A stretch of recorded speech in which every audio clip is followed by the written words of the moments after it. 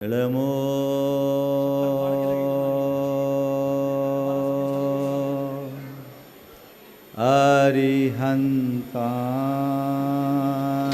अरिहन्ताणं नमो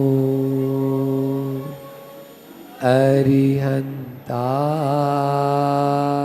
नमो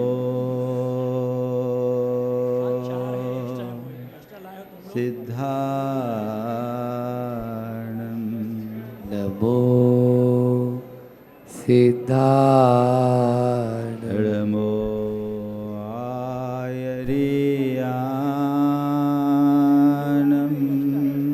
नमो आयर्याणं नमो उवध्यायाणं नमो उवध्यायाय नमो लोये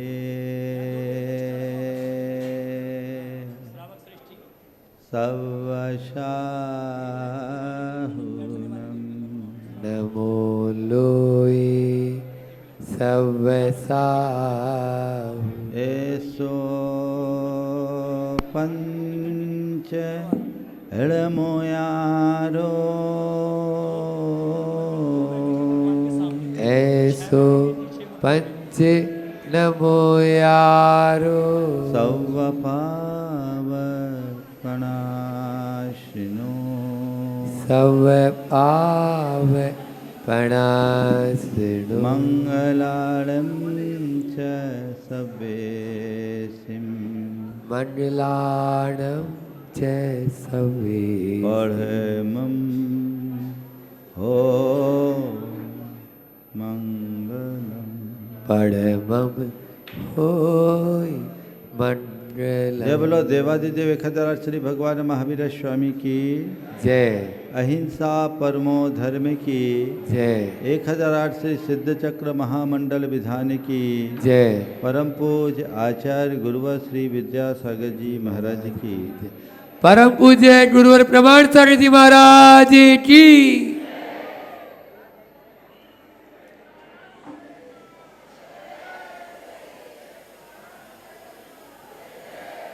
आज का ये क्षण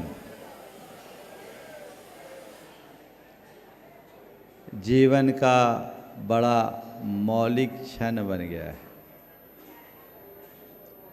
सिद्ध परमात्मा की आराधना, अष्टानी का पर्व, शाश्वत सिद्ध क्षेत्र सम्मेद शिखर और गुरु सानिध्य में 108 मंडलीय सिद्ध चक्र विधान का आयोजन अपने आप में एक बहुत उत्तम संयोग है। आज प्रारंभिक दिन है। संक्षेप में मैं आप सबसे 4 बातें कहूँगा जिसे आप सबको अपने जेहन में रखकर चलना है। श्रद्धा, शुद्धि, सद्बुद्धि और सिद्धि। ये सिद्ध चक्र महामंडल विधान श्रद्धा का विधान है। श्रद्धा आंतरिक हो और पक्की होनी चाहिए। अंधश्रद्धा नहीं, अटल श्रद्धा मन में होनी चाहिए। हम सबको पता है कि सिद्ध चक्र विधान की क्या महिमा है। ये विधान हमारे जीवन के परिवर्तन का विधान है। मुझे पता नहीं आप किस श्रद्धा से प्रेरित होकर इस विधान के लिए आए।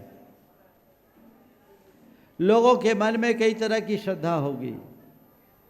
हो सकता है आप इस श्रद्धा से आए हो कि ये विधान करेंगे मेरे धन धान्य की समृद्धि होगी।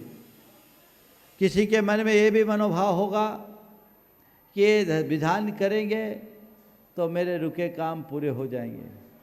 कोई ये भी सोच कर आया होगा कि ये विधान करेंगे तो मेरे जीवन की सारी बाधाएं दूर हो जाएगी। लेकिन मेरा आप सबसे कहना है, ये तो ऊपर की श्रद्धा है। सफलता और समृद्धि के लिए विधान करना बहुत बड़ी बात नहीं है। प्रसन्नता और शुद्धि के लिए विधान करना ही असल बात है। इस विधान से मेरे जीवन में परिवर्तन आएगा। इस विधान का प्रभाव इसमें नहीं कि आपके अंदर क्या चमत्कार हुआ। इस विधान का प्रभाव उसमें है कि मेरे भीतर क्या परिवर्तन हुआ। ये सिद्ध चक्र विधान महामंगलकारी विधान, जिसमें पंच परमेष्टि, सम्यक दर्शन, सम्यक ज्ञान, सम्यक चारित्र और सम्यक तप, इन 9 पदों की आराधना है जो मुक्ति का आधार है। इन 9 पद की आराधना से हम परम धाम को प्राप्त करेंगे, मुक्ति को प्राप्त करेंगे। वो आराधना हमारे अंदर विकसित हो, वैसी भावना हमारे अंतर मन में विकसित हो। ये सत्प्रयत्न और पुरुषार्थ सभी को जगाना है। तो ऐसी श्रद्धा के साथ आप विधान करें। ये विधान मेरे जीवन के कल्याण का कारण बनेगा। कभी मैना सुंदरी सिद्ध चक्र के कारण प्रसिद्ध हुई, कल मेरा जीवन भी विशुद्ध बनेगा। अंतरंग में श्रद्धा होनी चाहिए। महत्वपूर्ण ये नहीं है कि आपने कितना सुंदर मंडप बनाया। महत्वपूर्ण ये नहीं है कि आपने कितनी अच्छी सामग्री जुटाई। महत्वपूर्ण ये भी नहीं है कि आप कहाँ बैठ करके पूजा कर रहे हैं। अर्थपूर्ण तो ये है कि आपकी श्रद्धा कितनी गहरी है। अगर श्रद्धा गहरी है तो पीछे रहने वाला भी वही लाभ ले सकता है जो आगे बैठने वाला न ले पाए। हम सबको कहानी याद रखनी चाहिए कि सम्राट सैनिक वह फल नहीं पा पाया जो श्रद्धा भक्ति के फूल लेकर एक मेढक पा लिया। हम लोग बोलते हैं ना, यदर्चा भावेन प्रमुदित मना दर दर इह छनादासित स्वर्गी गुण गण समृद्ध सुख निधि। जिसकी पूजा की भावना से प्रसन्न मन वाला वो मेढक समौसरण में पहुँचे बिना सैनिक से पहले समौसरण पहुँच गया। सैनिक तो रत्न चढ़ाने वालों में था, लेकिन उसके पास क्या था? एक छोटी सी पाखुड़ी।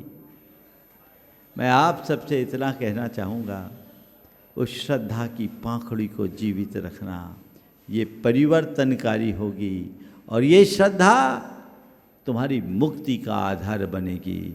इस सिद्ध चक्र विधान से मेरे जीवन में शुद्धि होगी, मुझे सद्बुद्धि मिलेगी और मैं सिद्धि को प्राप्त करूँगा। इस श्रद्धा के साथ चलिए। अंतरंग में शुद्धि, भाव शुद्धि के अभाव में हमारा कोई धार्मिक अनुष्ठान सफल नहीं होता। भाव शुद्धि बना के रखिए। मन में रंच मात्र विकल्प मत रखना, संक्लेश मत करना। पहला दिन होता है, थोड़ी दिन व्यवस्था ऊपर नीचे हो जाती है, लेकिन फिर बाद में तो सब कुछ होता। आप सबको तो अभ्यास है, पहली रोटी कच्ची सीखती है, बाद में सब पक जाती है। तो पहली रोटी कच्ची सीखती है, बाकी सब पकती है। अब पहली रोटी है, आज के दिन के लिए मत सोचना, थोड़ा सा विलम्ब भी हुआ है, पर कल से सारे कार्यक्रम अच्छे होंगे, समय से होंगे, आनंद से होंगे। आपको अपनी शुद्धि और विशुद्धि का पूर्ण ध्यान रखना है। वस्त्रादि की शुद्धि और भावों की विशुद्धि। कदाचित व्यवस्था में कोई ऊंची नीची हो जाए तो उसे मत देखना, अपनी अवस्था को लेकर के चलना। व्यवस्था से ऊपर अवस्था है, तो अवस्था अच्छी बना करके चलोगे तो जीवन का पथ अपने आप प्रशस्त होगा। उस अनुरूप अपना काम करना है। आप सबको अपनी शुद्धि का ख्याल रखना है। तीसरी बात, हमें क्या चाहिए? सद्बुद्धि। इस विधान में क्या चाहिए? सद्बुद्धि, सम्यक दृष्टि मिल जाए, हमारे अंदर सही दृष्टि आ जाए, आत्म कल्याण की ललक हो जाए, धन संपन्नता वैभव संपत्ति सब कुछ पाए जा सकते हैं। लेकिन अगर हमारे अंदर सद्बुद्धि नहीं है तो जीवन नरक बन जाता है। तुम्हारे पास धन हो, वैभव हो, शक्ति हो, संपदा हो, लेकिन इनके साथ अगर सद्बुद्धि नहीं तो सब निरर्थक। भगवान से एक ही प्रार्थना करना, भगवान मुझे कुछ नहीं चाहिए, सद्बुद्धि मिली बनी रहे। अगर सद्बुद्धि होगी तो सब काम अपने आप बन जाएंगे। सद्बुद्धि बनी रहेगी तो बाकी कार्य आपो आप हो जाएंगे, और सद्बुद्धि के अभाव में कुछ भी नहीं होगा। तो हमें किसके लिए विधान करना है? अपनी श्रद्धा को बलवती बनाने के लिए, अपनी शुद्धि को बनाए रखने के लिए, और अपनी सद्बुद्धि को जगाए रखने के लिए। और जिसके हृदय में श्रद्धा हो, जिसके अंतरंग में शुद्धि हो, जिसके मन में सद्बुद्धि हो, उसकी सिद्धि पक्की है। ये श्रद्धा सम्यक दर्शन का प्रतीक है, शुद्धि आचरण की पवित्रता चारित्र का प्रतीक है, सद्बुद्धि सम्यक ज्ञान का प्रतीक है। ये तीन की त्रिवेणी जहाँ मिलेगी वहाँ सिद्धि अपने आप होगी।